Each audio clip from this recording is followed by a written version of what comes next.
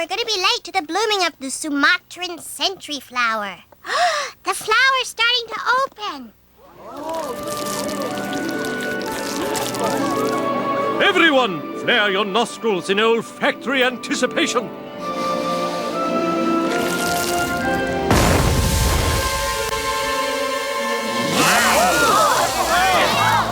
Man, the plant cut one. What? Plants don't... Whoa.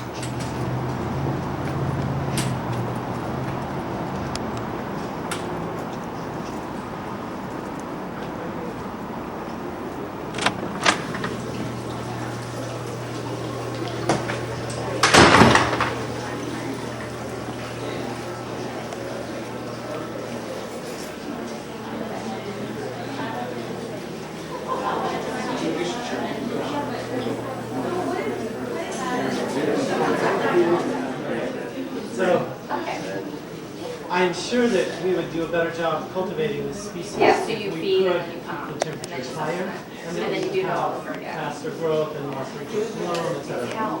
But anyway, that's why the door is closed and the temperature. It should hopefully feel a little Sumatra-ish when you get into this. The other reason we keep the door closed is because we're trying to trap what's left of the reef.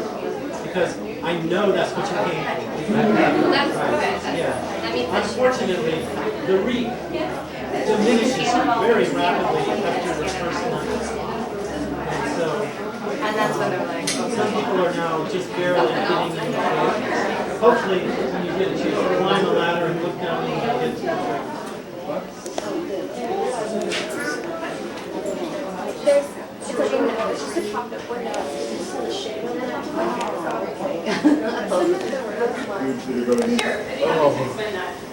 So the tubes that are going inside, so folks have asked about the tubes that are going in, the kind of crazy machine noise going on. So this is actually a scent that probably would taste not too different from how it smells. Yeah, about one.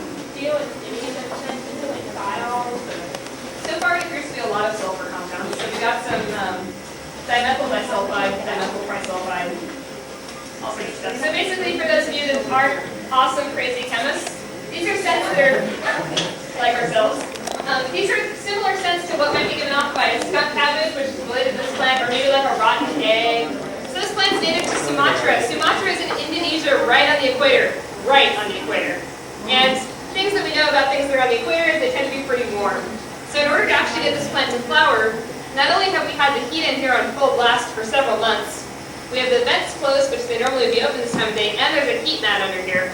So yesterday the temperature in here got up to about 85 and 70% humidity, just like a rainforest, and today is not much better. So it's native to. We got a fruit, and the fruit had about 100 seeds. So he sent those seeds out to greenhouses across the United States, like ours, and we got about 10 seeds. Planted those seeds, and this is actually one of those. And then in 2006, the latest thing is we had two bloom at the same time, so we were actually able to cross-pollinate them, and we were able to actually produce our own seed. Sometimes like this one, this is actually the production of what we call sort of a vegetative growth. So similar to the way that bacteria sort of split in half when they're starting to make new bacteria, this tuber here actually did split in half. So the cool thing about that is that we know that that's a genetic clone, kind of like Dolly the sheep was a genetic clone of the other sheep. This one right here, this one survived. But the one that we did water actually rotted away, which is counterintuitive. It shouldn't rot if it's not watered, right? But it rotted away anyway, so now we know through this experiment that you have to keep them watered while they're dormant. So there's a lot we actually don't know about this species because it blooms so infrequently, a lot of people don't have them, not many people have studied them, so every single bit of information that we capture, even from what it smells like, the pictures that people have been taking throughout the course of the day, whether it needs to be watered when it's dormant, it's all new information that will help us how to flower around them.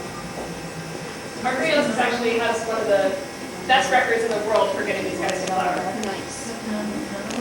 This is actually a leaf. This is a very young leaf. It actually sprouted at the same time. I don't know what you can do about it.